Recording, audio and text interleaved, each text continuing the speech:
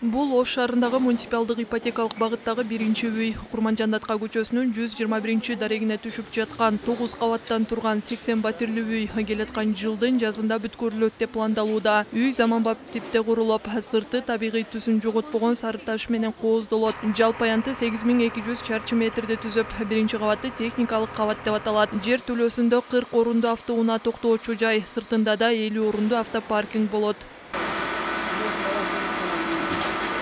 Экинчи ипотекалык үй Достук кичи районунда түшүп, алда 9 кабаттан турат. 90 батирлүү үйдүн курулушу ушул жылдын сентябрь айында башталып, 2022 жылдын март айында бүткөрүлүшү күтүлүүдө. Сметалык баасы 199 миллион сомду түзүп, биринчи кабатты үй бүлөлүк дарыгерлер борбору болот. Автоунаа токтоочу жайы сыртында каралып, балдар аянчасы да кошо камтылмакчы. Поликлиника каралган, мына өзүңөр көргөндөй биринчи этажы поликлиника болот. Бул поликлиникага кирүү жол ходдору эки жактан, эки капталынан жашоочулар менен мешайт этпейт, жашоочуларга тоскоолдук көргөзбөйт. Анан сырткары автоунаа токтоочу жайлар. Бул сыртта жол жака каралган, автоунаалар кеңири батат. Бул жер аябай кенен, баардык шарттар каралган.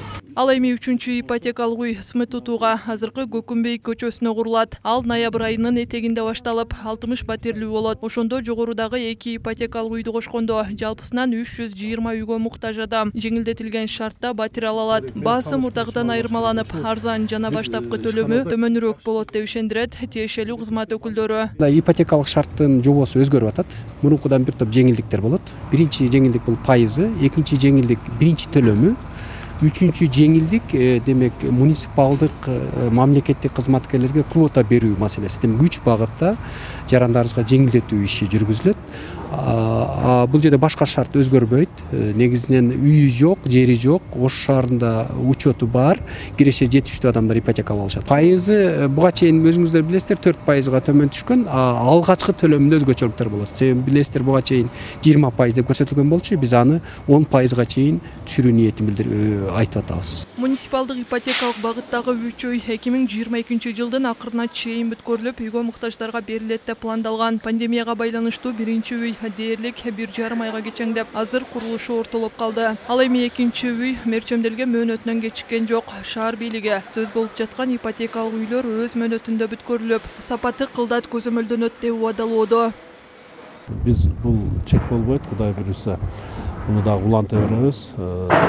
Кийинки жылкыга дагы Кудай буюрса, ушул бир 2-3 үйдү баштайбыз деген ойдобуз. Биздин бул үйлөрдү куруп атканыбыз негизги максатыбыз, мына азыр өзүңүздөр күбө болуп атасыздар, биз ушул арзан турак жай менен ушул мамлекеттик муниципалдык соц тармакта иштеген мугалимдер, врачтар, ушул жаштарга айрыкча ушул үйлөрдү арзан турак жай менен камсыз кылуу максатында куруп атабыз да. Бүгүнкү күндө Ош шаарында 1337 адам ипотекалык батирлерди алуу боюнча арыз таштаган. Кезекке тургандардын көптүгүнө байланыштуу Ош мэриясы квота менен бөлүштүрүүнү пландоодо. Мында мекеме ишканалардан батирлерге муктаждыгы жогору кызматкерлер тандалат. Эске сала кетсек, Ош Кыргызстандагы муниципалдык ипотекалык программасын ишке ашырып жаткан жалгыз шаар. Аталган программа июнь когалагында жабыркагандарга курулган батирлерден артып калганын ипотекага берүү менен башталган. Назгул Ахунова, Нургазы Жалалдин уулу, ТМЖ жаңылыктары.